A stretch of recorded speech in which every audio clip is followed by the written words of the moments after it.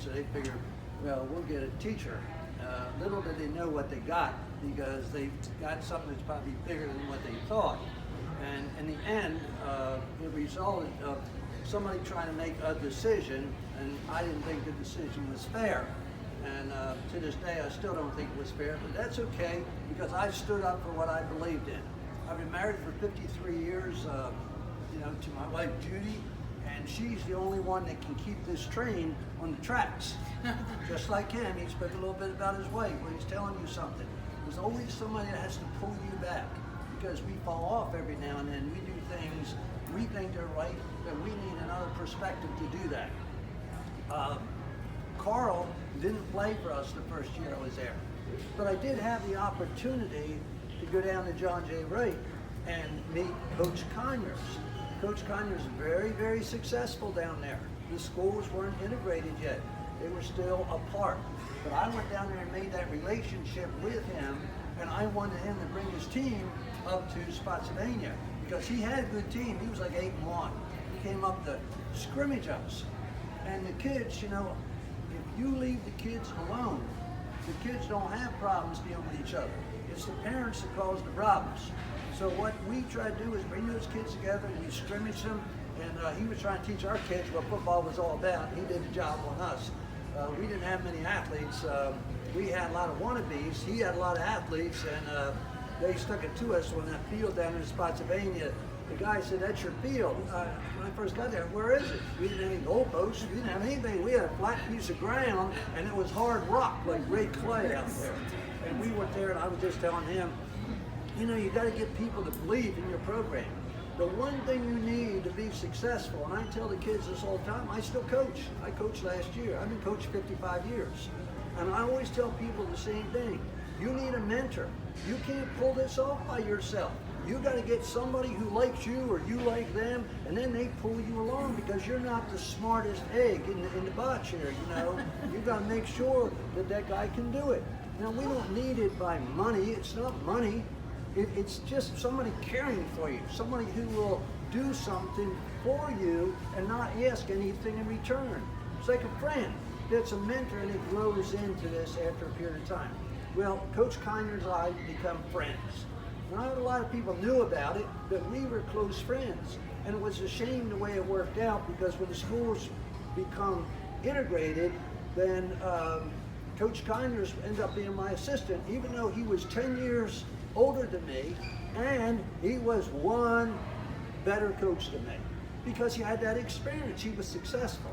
But in Spotsylvania County at that time, it wasn't going to help, because we had other issues going on.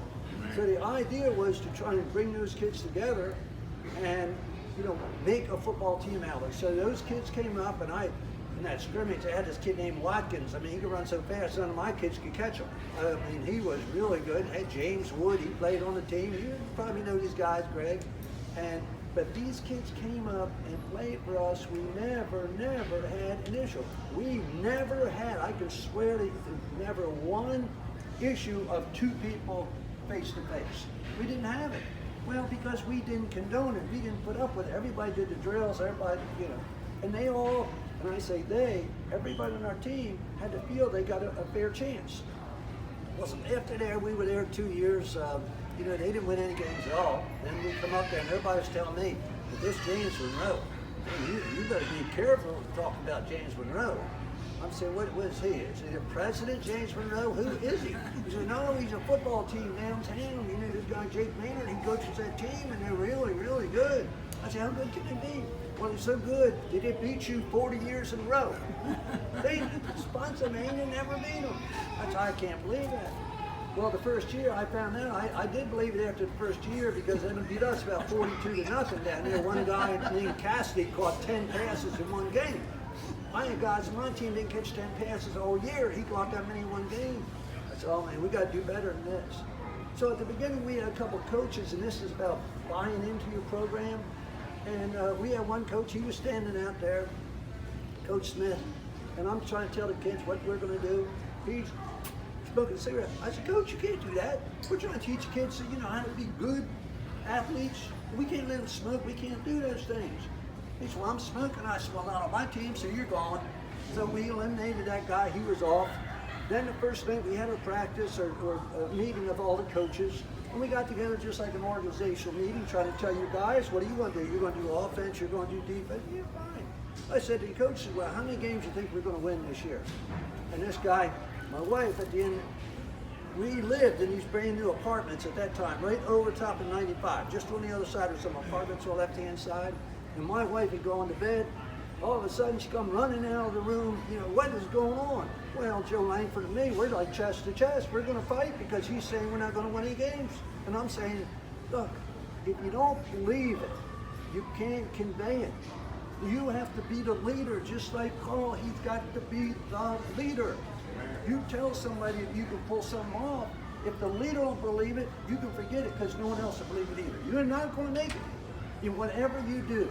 And all the coaches is a manager. And all the coaches is the orchestra leader. He's not playing the song, he's just leading. So if you can't get the good leader, then you're never going to get those people behind you.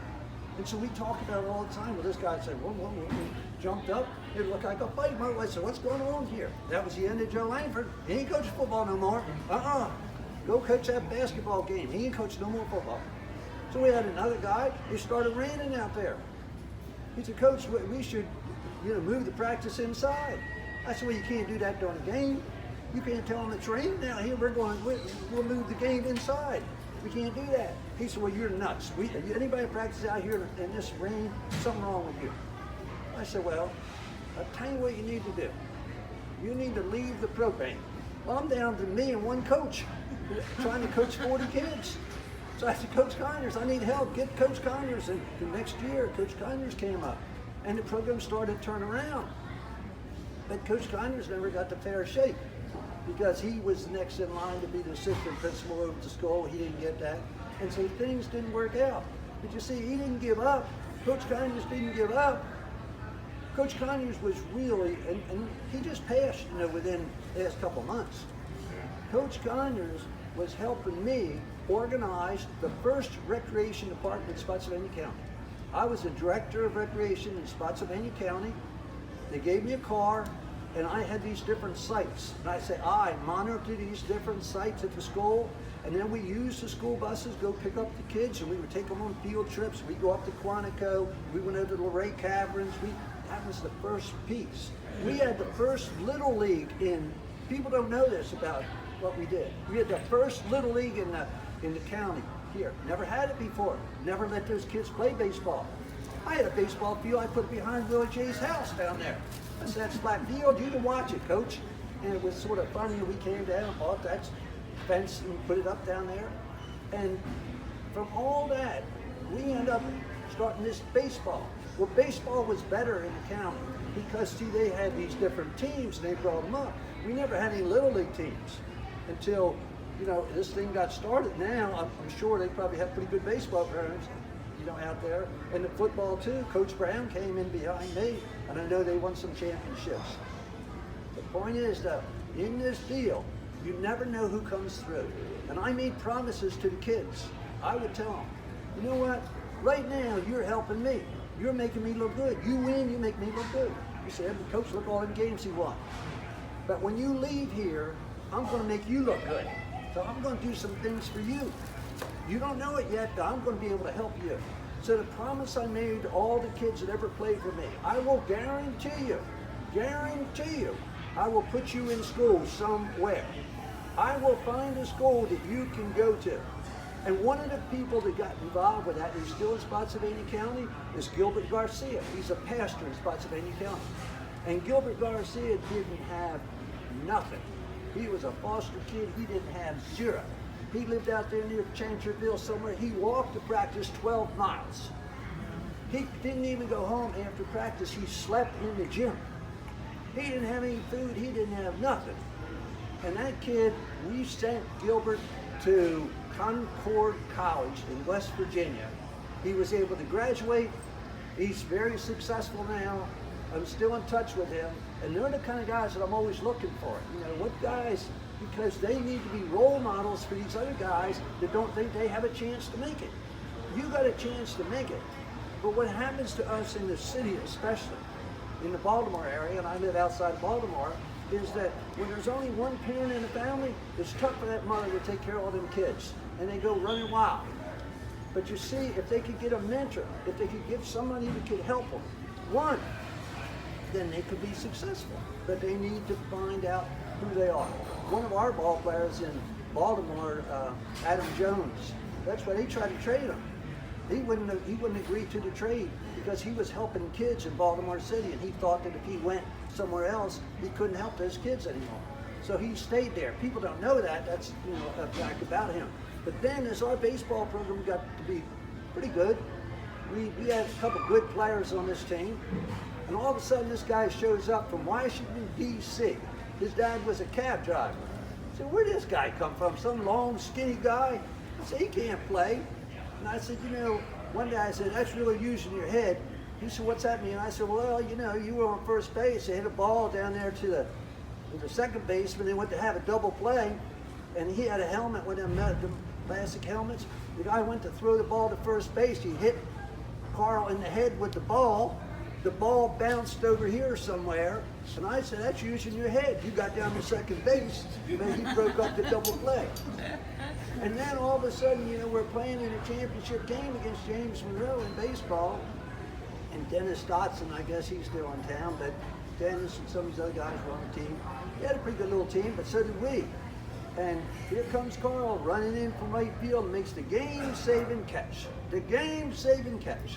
I actually thought he was a lot better baseball player, and he was a junior at that time because I had left the next year, so he had another year there. But I always knew that he had talent. And so coaches come through all the time, and they leave me cards, and they said, do you have any players that you would recommend to go somewhere? Well, you don't have to be the smartest apple on the tree. You just have to be a person that will work hard to try to accomplish a goal. Whatever that goal may be, whatever you set out to do. All the time I write notes to myself what I'm going to do. I use old envelopes all the time. They're laying all around the house. This is what I want to do. And at the end of the day, I look at my envelopes, see how many of them things I can pull off. It's an old trick that I have, but you need reinforcement. So what Carl was able to do, and he didn't realize until later on, that one of the people that I recommended him to was the recruiter from the Naval Academy.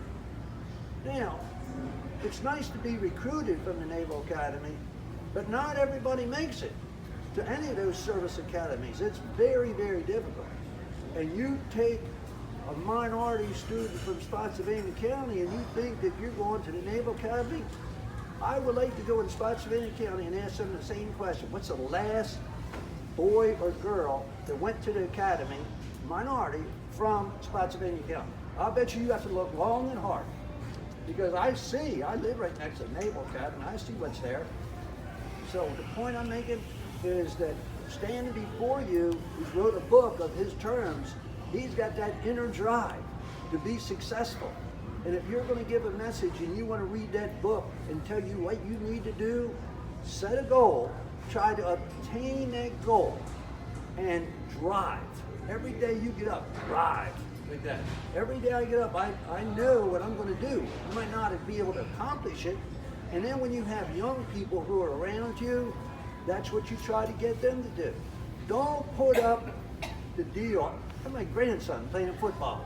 I was watching him today, was in a scrimmage. Why walk to the line of scrimmage? You can run. I tell people, anybody can be last, not everybody can be first. So you need to be up first. Get up there, man. What are you walking for? We all can walk. So you need to get up in the morning and you need to think, I can do better than this. And if you have a chance to reach out and help somebody, then you do it. And that's what we were able to do with Carl. Look what's happened to him.